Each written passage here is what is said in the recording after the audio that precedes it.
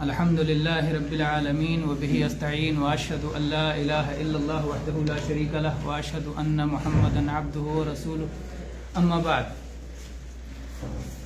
توحید سے متعلق گفتگو شروع ہوئی تھی اور یہ بتایا گیا تھا کہ توحید ربوبیت یہ ہے کہ اللہ کو اللہ کے کاموں میں ایک مانا جائے. یعنی اللہ پیدا کرنے والا ہے، اللہ ہی پیدا کرنے والا ہے، اللہ ہی رزق دینے والا ہے، اللہ ہی موت و حیات کا مالک ہے. تو اللہ کو اپنے کاموں میں ایک ماننے کا نام کیا ہے؟ توحید ربوبیت. اور توحید الوہیت، اللہ ہی اکیلا عبادت کا مستحق ہے. یعنی ہمارے جو بھی کام ہوں ایک اللہ کے لیے ہونا چاہیے. اس کا نام ہے توحید الوہیت. دوسرا نام کیا ہے؟ توحید عبادت. توحید عبادت یعنی ہماری ساری عبادت اس ایک کے لیے ہونا چاہیے. فرق سمجھ میں آ رہا ہے نا؟ ایک میں ہے کہ اللہ اپنے کاموں میں اکیلا ہے، اور دوسرا ہے کہ اللہ اکیلے کے لیے ہمارے کام ہونا چاہیے. ہمارے اپنے کام جو ہیں، ہماری اپنی جو عبادت ہے، ہماری صلاح، ہمارا صوم، ہمارا حج، ہماری زکوٰۃ ہے نا، ہماری قربانی، یہ سب کس کے لیے ہونا چاہیے؟ ایک اللہ کے لیے. یہ ہے توحید الوہیت. ان دونوں پہ بات ہوئی تھی. توحید الوہیت کا اقرار ہی ہم کرتے ہیں اشہد اللہ الہ الا اللہ. یہ جو گواہی دیتے ہیں اس میں الوہیت ہی کا اقرار کرتے ہیں. کیا معنی ہوتا ہے؟ اشہدو کے معنی ہوتا ہے میں گواہی دیتا ہوں. آپ کسی چیز کی ایسی گواہی دے سکتے ہیں یا پہلے جانیں گے تب گواہی دیں گے؟ کوئی آدمی آپ کو کہے کہ وہاں وہ دو لوگ لڑ رہے تھے، چلو گواہی دے دو، تو آپ کہیں گے نا میں نے دیکھا، نہ مجھے معلوم ہے، میں کہاں جاؤں گا گواہی دینے. اس کا مطلب گواہی دے رہے ہیں تو آپ کو علم ہونا چاہیے. علم کے بغیر آپ گواہی نہیں دے سکتے. کس بات کی آپ گواہی دے رہے ہیں؟ تو اشہدو میں گواہی دے رہا ہوں، یعنی مجھے اس کا علم ہے، مجھے اس کا پختہ یقین ہے نا، میں اسے کہنے کے لیے تیار ہوں، تو میں اس کا گواہ ہوں. اشہدو کس بات کا گواہ ہوں؟ اللہ الہ الا اللہ، کہ کوئی بھی معبود نہیں سچا برحق سوائے اللہ. 4 حرف ہے، آسان ہے، بار بار اس کو بتاتے رہتے ہیں تاکہ یاد کر لیں آپ لوگ اچھی طرح سے. ایک ہے لا. آپ لوگ عرب میں رہتے ہیں. لا کے معنی انکار. جب آپ کسی چیز کا انکار کرنا ہو تو کیا بولتے ہیں؟ لا لا لا لا. یہ ہے حرف انکار. حرف انکار. الہ معبود کے لیے کہا جاتا ہے نا. لا کو علماء نے کہا لا حرف نفی جنس، یعنی جتنے بھی ٹائپ کے الہ پائے جاتے ہیں سب کا انکار ہو گیا. لا الہ، کوئی بھی الہ نہیں ہے. کیا مطلب؟ موجود نہیں ہے؟ نہیں. برحق نہیں ہے. لا الہ حق. حق، یہ حق کہاں سے آ گیا؟ پوچھ سکتے ہیں، سوال کر سکتے ہیں کہ حق کہاں سے آپ لے آئے جبکہ لا الہ الا اللہ میں نہیں ہے. تو کہیں گے قرآن پاک میں اللہ تعالیٰ نے یہ بات بتائی ہے. اللہ نے فرمایا ذالک بأن اللہ هو الحق وأن ما يدعون من دونه الباطل. تو اللہ تعالیٰ نے ہی تقسیم کی. کچھ معبود برحق ہوتے ہیں اور کچھ معبود باطل ہوتے ہیں. اللہ معبود برحق ہے. اللہ کے سوا جس کی بھی عبادت کی جائے وہ معبود باطل ہے.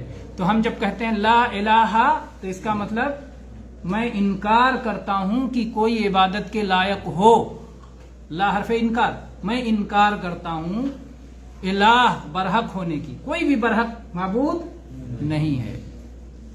تو پہلے انکار ہے. اس کے بعد آپ اقرار کرتے ہیں، اس بات کرتے ہیں، کہتے ہیں الا اللہ، سوائے اللہ کے. اللہ معبود برحق ہے. اللہ کے سوا جس کی بھی عبادت کی جائے سب کیا ہیں؟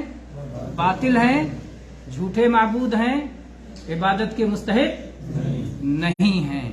تو یہ 2 رکن جب تک ہم نہیں جانیں گے کلمہ کا تب تک ہم نے کلمہ کا معنی نہیں سمجھا. 2 رکن کون کون سا؟ ایک انکار، دوسرے اقرار. آپ سمجھیں کہ کلمہ جب میں پڑھتا ہوں تو ایک انکار کرتا ہوں اور ایک اقرار کرتا ہوں. جو خالی انکار کرے کلمہ پورا نہیں ہوگا. وہ خالی اقرار کرے تو بھی کلمہ پورا نہیں ہوگا. انکار بھی ہونا چاہیے اور اقرار بھی ہونا چاہیے. تو آپ کہیں لا الہ، میں کسی کی عبادت نہیں کروں گا. لا الہ، میں کسی کو معبود نہیں مانتا، میں کسی کی عبادت نہیں کروں گا، میں کسی سے نہیں ڈروں گا، میں کسی سے امید نہیں لگاؤں گا، میں کسی سے دعا نہیں کروں گا. میں کسی کے لیے قربانی نہیں کروں گا، ہے نا، میں کسی کے لیے رکوع سجدہ نہیں کروں گا. اگر آپ اتنے پہ رک گئے تو مسلمان ہوں گے؟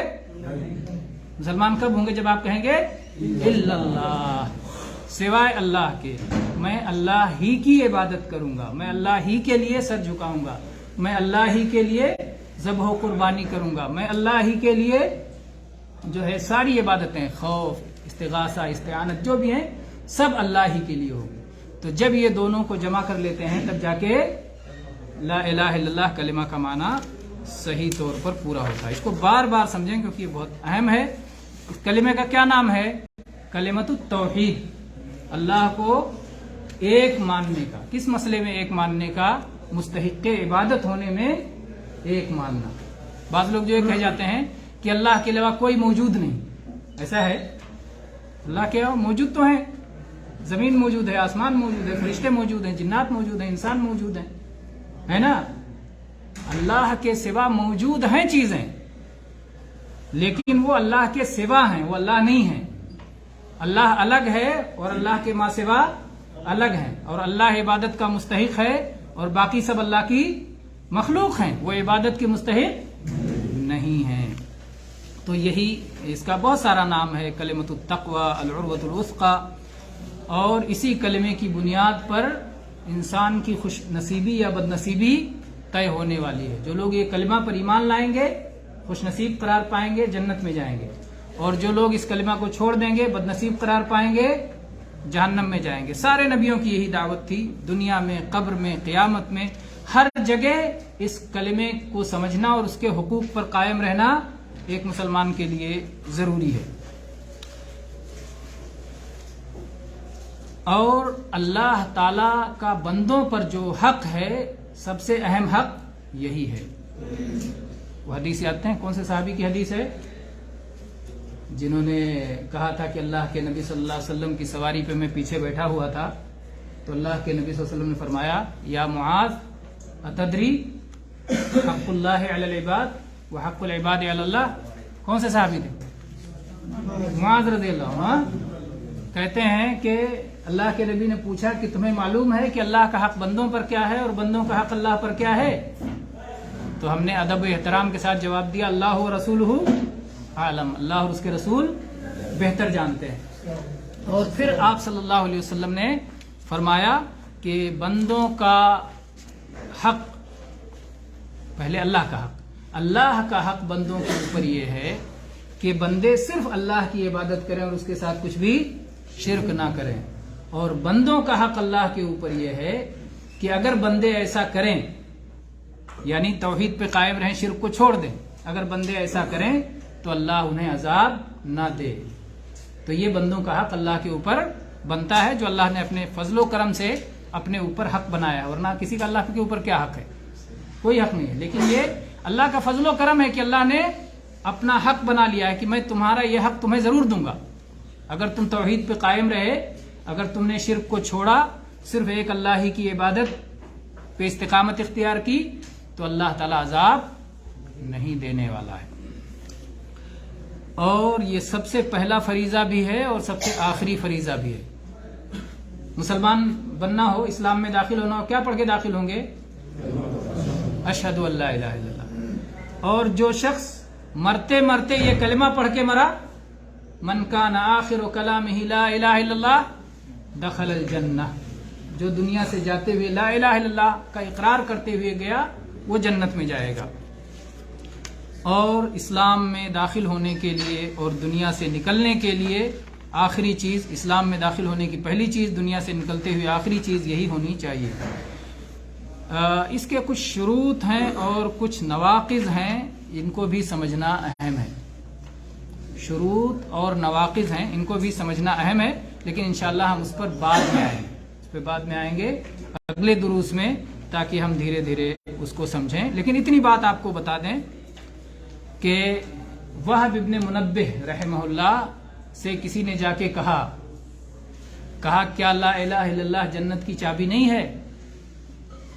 تو انہوں نے کہا ہاں ضرور، لا الہ الا اللہ جنت کی چابی ہے، لیکن کوئی چابی ایسی لے کے آ جاؤ جس کے دانت سب ہوں ہی نہ، چابی میں دانت ختم ہو تو اس سے دروازہ کھلے گا؟ تو چابی میں دانت بھی ہونا چاہیے. تو وہی شرطیں ہیں مطلب لا الہ الا اللہ کی. لا الہ الا اللہ ہر کوئی پڑھتا ہے نا. کتنے غیر مسلم بھی لا الہ الا اللہ زبان سے پڑھ لیتے ہیں, نہ اس کا معنی جانتے ہیں, نہ اس کو مانتے ہیں, نہ اقرار کرتے ہیں. تو خالی زبان سے پڑھنا مفید ہے لا الہ الا اللہ؟ کیا کیا ہونا چاہیے یہ اگلے درس میں انشاءاللہ ہم لیں گے کہ اس کا معنی معلوم ہونا چاہیے, اس کلمے سے محبت ہونی چاہیے, اس کلمے کے پیچھے پیچھے چلنا چاہیے, اس کلمے کو دل سے قبول کرنا چاہیے, سچے دل سے اس کلمے کو ماننا چاہیے. تو جو ساری شرطیں ہیں انشاءاللہ وہ ساری شرطوں پر ہم آئیں گے اگلے درس میں. آج کے لیے اتنا کافی ہے. وآخر دعوانا ان الحمد للہ رب العالمین وصلی اللہ علی نبینا.